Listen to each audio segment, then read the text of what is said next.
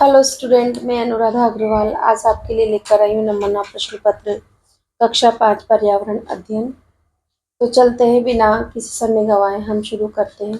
अगर आपने मेरे वीडियो को लाइक शेयर सब्सक्राइब नहीं किया है तो प्लीज़ लाइक कीजिए, शेयर कीजिए, सब्सक्राइब कीजिए। आप बाद में भूल जाते हैं, आपका कुछ नहीं जाता, हमारा थोड़ा हौसला बढ़ जाता है।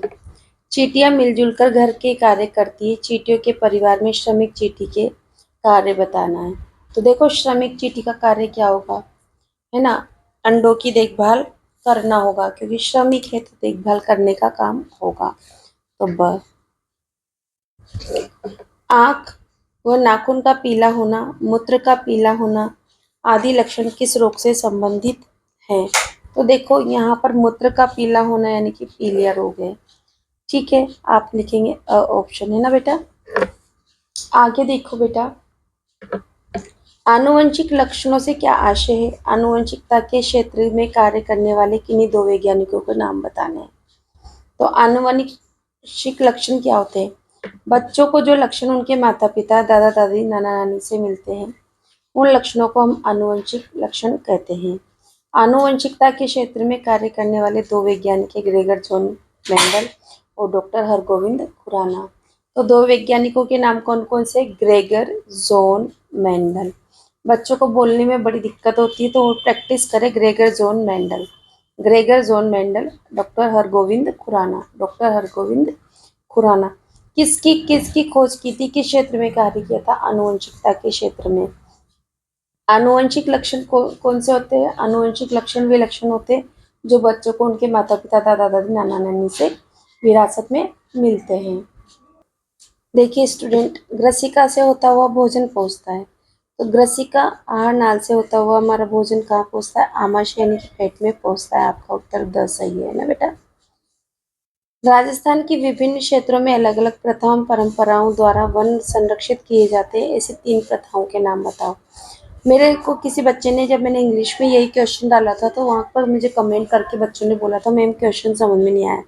आज मैं उसके कमेंट का जवाब भी देना चाहती हूँ कि ऐसी प्रथाओं को बताना है जिससे वन संरक्षित होता है राजस्थान में। तो देखो, यहाँ पर वृक्षों की पूजा की जाती है और वृक्षों की पूजा करना यानी कि उन्हें काटना नहीं है। तो ऐसे कौन कौन से व्रत है जिनमें हम वृक्षों की पूजा करते हैं और व्रत रखते हैं उनके नाम पर? तो वट सावित्री का व्रत है, जो आप जानते हैं, जहाँ पर बड़ के पेड़ की पूजा की जाती है। आंवला नवमी में आंवले की पूजा की जाती है और दश माता का भी एक व्रत है जहाँ पर भी पूजा की जाती है पेड़ों की।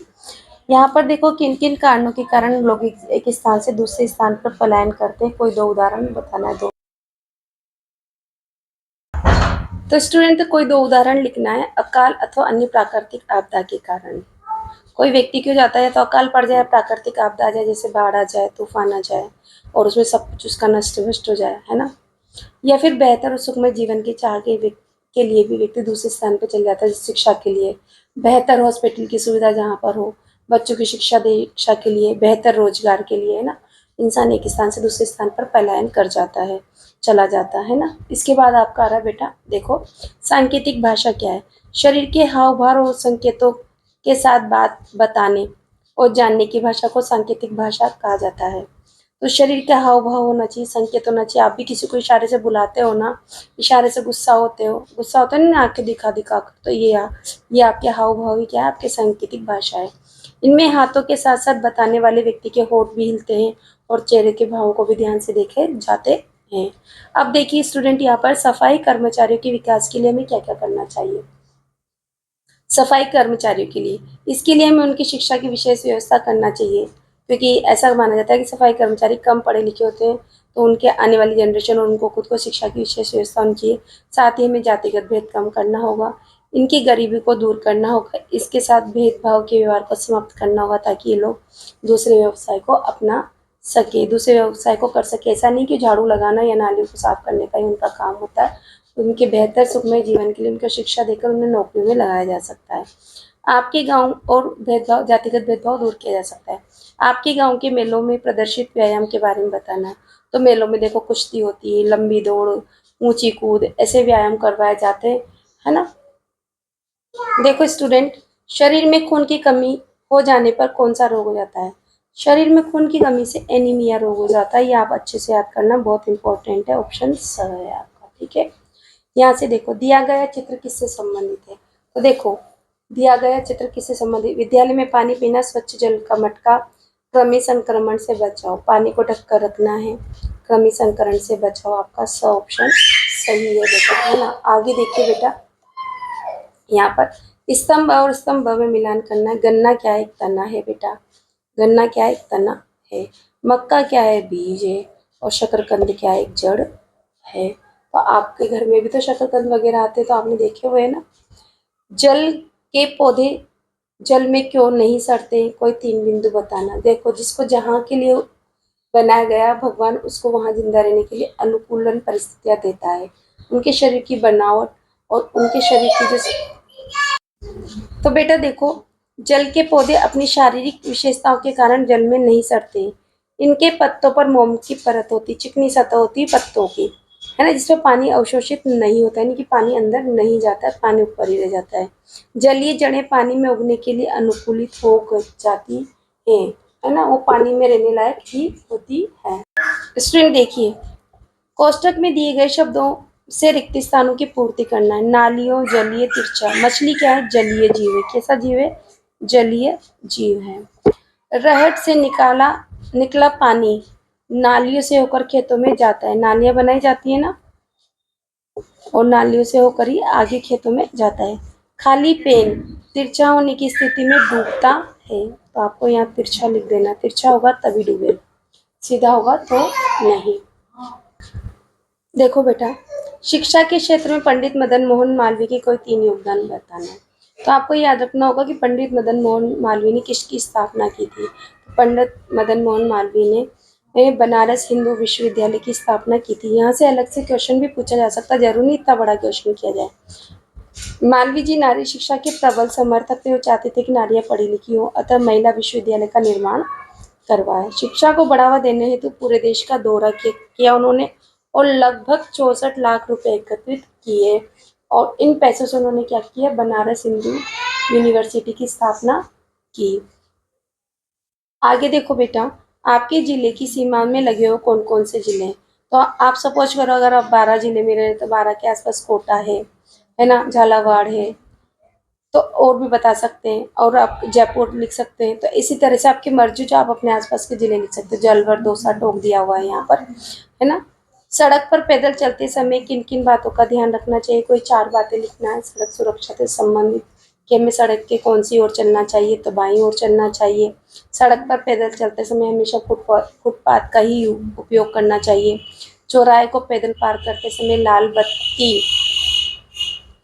होने पर जेब्रा क्रॉसिंग का उपयोग करना है ना, इन चीज़ों का ध्यान रखना है। सड़क पर चलते समय बातें ना करें और शरारतें भी नहीं करें, और सड़क पार करते समय दौड़कर सड़क पार ना करें, दाएं बाएं देखें तभी आगे बढ़े, ये ध्यान रखना है आपको सड़क पार करते समय, और हमेशा बाईं ओर ही चलना है। और फुटपाथ और जेब्रा क्रॉसिंग का यूज़ करें यदि आप पैदल हैं तो, है ना। इन चीज़ों का याद रखोगे तो आपकी दुर्घटना कभी नहीं होगी। पेट्रोलियम से प्राप्त पदार्थों के उपयोग बताने आपको, कि पेट्रोल से आपको क्या क्या मिलता है और उसका उपयोग क्या है। तो पेट्रोलियम से प्राप्त पदार्थों के 2 प्रमुख उपयोग है। इससे निकली गैस को रसोई के ईंधन के रूप में उपयोग किया जाता है। बेटा आपको पता है ना, एलपीजी गैस का यूज़ करते हैं, तो वही वाली गैस है ना।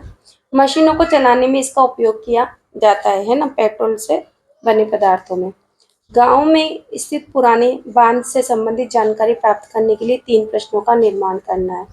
तो गांव में जो बांध बनते हैं ना, तो उन बांध को देखकर आपके मन में क्या क्या प्रश्न उठते हैं, तो वही प्रश्न आपको बनाकर यहाँ लिखने हैं। तो इस बांध का निर्माण किस नदी पर किया गया है ना। यह बांध राजस्थान के किस जिले में स्थित है। इस बांध के पानी का उपयोग किन किन कार्यों के लिए किया जाता है। और अगर आपको और कुछ हो अपने दिमाग में तो वो भी आप लिख सकते हैं, पर ये ध्यान रखना है कि बांध का उपयोग सिंचाई कार्य के लिए होता है, बिजली बनाने के लिए होता है, तो किन किन कार्यों के लिए इसका उपयोग किया जाता है, किस जिले में स्थित है, किस नदी पर ये बांध का निर्माण करवाया गया है। तो ऐसे क्वेश्चन अगर आप थोड़ी सी प्रैक्टिस कर लेंगे तो आपको याद ही हो जाएंगे, और फिर आप अपने मन से लिख सकते हैं। निम्नलिखित चित्र को देखकर 3 प्रश्नों का निर्माण करना है। तो ये आपको क्या दिखा है, कछुआ। तो इस जंतु का नाम क्या है, चित्र में दिखाई दे रहे जंतु का नाम बताइए। ये जंतु क्या सिर्फ पानी में रह सकता है, या पानी और जमीन पर भी रह सकता है। यह खतरा होने पर क्या उपाय करता है। और इसके अलावा भी अगर आपके मन में कोई प्रश्न अगर आते हैं तो आप बना सकते हैं। यहाँ देखो बेटा, खाद्य सामग्री को संरक्षित किया जाता है, इससे संबंधित 3 प्रश्नों का निर्माण करना है। तो देखो, खाद्य पदार्थों को संरक्षित क्यों किया जाता है, बचाकर क्यों रखा जाता है, इसके लिए हम क्या क्या इसमें मिला सकते हैं, है ना। अनाज को सुरक्षित रखने के लिए क्या करते हैं, सब्जियों को धूप में क्यों सुखाते हैं, है ना। और भी कोई क्वेश्चन आपके मन में आते हैं तो आप बना सकते हैं। खेतों की मिट्टी को उपजाऊ बनाने के लिए कौन कौन से रासायनिक खादों का उपयोग किया जाता है। देखो बेटा, खेतों की मिट्टी को उपजाऊ बनाने के लिए यूरिया का यूज़ किया जाता है, डीएपी, जिंक फॉस्फेट, एनपीए आदि रासायनिक खादों का उपयोग किया जाता है। मोस्ट इम्पोर्टेंट क्वेश्चन है कि खेतों की उपजाऊ बनाने के लिए मिट्टी को आप कौन कौन से, तो urea, DAP, zinc phosphate, NPA आदि रासायनिक खादों का यूज किया जाता है। कौन से ग्रह के चारों ओर छल्ला होता है, तो शनि ग्रह के चारों ओर छल्ला होता है।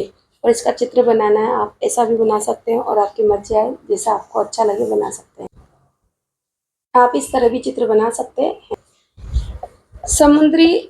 समुद्र तटीय मकानों को बनाने में लकड़ी का प्रयोग अधिक क्यों हुआ है। समुद्री इलाकों में लकड़ी के बने मकान क्यों होते हैं, ऐसा क्यों, क्या कारण है। तो समुद्र तटीय क्षेत्रों के आसपास जंगल अधिक होते हैं, जिससे लकड़ी बहुत ही आसानी से मिल जाती है। इसकी अतिरिक्त लकड़ी समुद्री तूफानों आदि से बचाव में भी सहायक होती है। देखो, ज़्यादा तूफान आ जाता है, मकान ढह जाते हैं तो उसके नीचे दब जाते हैं, इंसान भी दब जाते हैं, सामान भी दब जाते हैं। अगर वो रेत पत्थर ईंट इनके बने होंगे पत्थरों के, तो बहुत ज़्यादा जान माल की नुकसान होगा। लकड़ियाँ हल्की होती है तो इससे नुकसान की संभावना कम होती है। चूँकि यहाँ पर ऐसे स्थानों पर लकड़ियाँ मिलना आसान होता है, इसलिए लकड़ियों के मकान भी बनाए जाते हैं। तो 2 मुख्य कारण है, और बाकी याद हो तो आप लिख सकते हैं। बाढ़ आने पर कोई 3 कारण लिखिए। आने के बाढ़ क्यों आती है, तो मूसलाधार वर्षा से बाढ़ आ जाती है, बहुत ज़्यादा तेज़ बारिश हो तो। बांध टूटने से भी तेज बहाव उत्पन्न हो जाता है और उससे बाढ़ आ जाती है। या फिर वनस्पति की कमी से मिट्टी का कटाव होता है और बाढ़ आने की आशंका हो जाती है। बहुत ज़्यादा बारिश हुई, मिट्टी का कटाव हो गया, मिट्टी भरकर आगे चली गई तो भी बाढ़ आ जाएगी।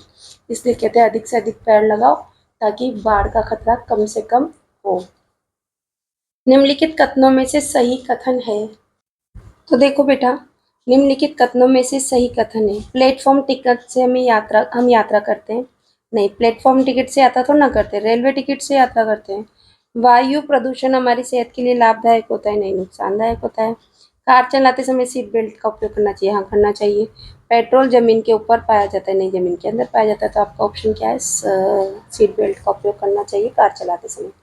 पेट्रोल डीजल से चलने वाले किन्हीं 3 वाहनों के नाम बताओ। तो स्टूडेंट मैं हर बार बताती हूँ कि जो बड़े बड़े वाहन होते हैं वो तो किससे चलते हैं, डीजल से। छोटे छोटे वाहन होते हैं वो किससे चलते हैं, पेट्रोल से। तो मोटरसाइकिल पेट्रोल से चलती है, स्कूटर कार आपका पेट्रोल से चलता है, जबकि डीजल से ट्रक, ट्रैक्टर और बस चलते हैं, आदि वाहन चलते हैं।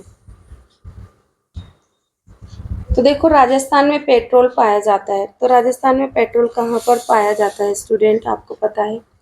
कोटा जिले में, बाड़मेर जिले में, उदयपुर जिले में या जयपुर जिले में। तो आप कहेंगे कि राजस्थान में बाड़मेर जिले में पेट्रोल पाया जाता है, तो आप ऑप्शन ब कर देंगे, यहाँ पर ब लिख देंगे, ठीक है।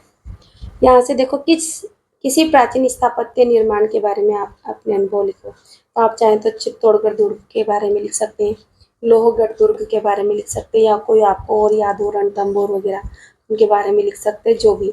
अब यहाँ जो दिया हुआ है मैं पढ़ के बताती हूँ। कुछ दिन पहले मुझे एक प्राचीन स्थापत्य देखने जाने का सुअवसर प्राप्त हुआ। ये जयपुर में स्थित जयगढ़ किला है। कौन सा किला है, जयगढ़ का किला है जयपुर में, जहाँ मैं मेरे मित्रों के साथ घूमने गया। इस किले का निर्माण महाराजा मानसिंह ने कराया था। जयपुर का किला जो है, जयगढ़ का किला, वो मानसिंह प्रथम ने करवाया था। कब, 1600 ईस्वी में करवाया था। मिर्जा राजा जयसिंह और सवाई जयसिंह द्वारा इसमें परिवर्तन किया गया। किसने, जयगढ़ किला जयसिंह और जयसिंह और सवाई जयसिंह ने सिर्फ पुनर्निर्माण करवाया, इसमें थोड़ा सा परिवर्तन करवाया। बनवाया किसने था, मानसिंह प्रथम ने। इसका नाम मिर्जा राजा जयसिंह के नाम पर रखा गया। कौन सा, मिर्जा राजा जयसिंह है ना, इसके नाम पर रखा गया, जयगढ़ रखा गया। इसमें आने जाने के लिए बड़े बड़े दरवाजे हैं तथा दीवारें काफी मोटी है। प्राचीन समय में रक्षा के लिए किले बनाए जाते थे, तो सब में किले में बड़े बड़े दरवाजे होते थे ना। बट आपको ये याद रखना, स्थापत्य कला गए आप कहाँ गए देखने के लिए? गए जयपुर गए, जयपुर में जयगढ़ किला देखा। जयगढ़ किले में आप कहाँ गए? आप अपने मित्रों के साथ गए, है ना। और वहाँ पर आपने देखा कि वहाँ पर एक शिलालेख होते हैं लिखे हुए, तो उस पे आपने दीवार को पढ़ा कि मानसिंह प्रथम ने 1600 ईस्वी में बनवाया था। जय सिंह और सवाई जय सिंह ने इसमें परिवर्तन किया, और मिर्जा राजा जय सिंह के नाम पर इस किले का नाम जयगढ़ रखा गया। इस किले में बड़े बड़े दरवाजे हैं, है ना, काफ़ी मोटी मोटी दीवारें। और किले का निर्माण क्यों करवाते हैं? रक्षा के लिए करवाते हैं। तो इस तरह से आप अपनी तरह से लिख सकते हैं। अब देखो आगे, पर्यटन स्थल की साफ सफाई हेतु कार्य योजना बनाना है ना। पर्यटन स्थल की साफ सफाई के लिए तो क्या करेंगे आप? टीम बनाएंगे, सभी साथियों को एकत्रित करके एक दल बनाएंगे। 2 दल पर्यटन स्थल पर फैले हुए कचरे को उठाकर कचरा पात्र में डालेंगे। पर्यटन स्थल मतलब घूमने जाने वाली जो जगह होती है ना, जहाँ पर लोग सबसे ज्यादा देखने के लिए, दर्शनीय स्थल जिसको बोलते हैं वो। 2 दल दीवारें पर लिखे हुए को मिटाएंगे। आप जानते हो ना, पर्यटन स्थलों पर लोग दीवारों पर गंदा गंदा कुछ भी लिख देते हैं अपने नाम वगैरह, तो उसको मिटाएंगे। कौन? 2 दल टीम बनाएंगे सबकी। 2 दल सीढ़ियों की सफाई का कार्य करेंगे। 2 दल सभी कार्यों का निरीक्षण का एक दल सभी कार्यों का निरीक्षण कर उचित दिशा निर्देश देगा। और इस तरह से टीम बनाएंगे। अभी एक क्वेश्चन आया बेटा मेरे पास कि मैम क्या पूछा गया था हमसे? अभी कुछ पूछा गया था, देखो एक मिनट रुको। एक बच्चे ने मुझसे पूछा कि मैम वनस्पति मीन्स क्या होता है? तो वनस्पति मतलब पेड़ पौधे होते हैं बेटे, है ना बेटा।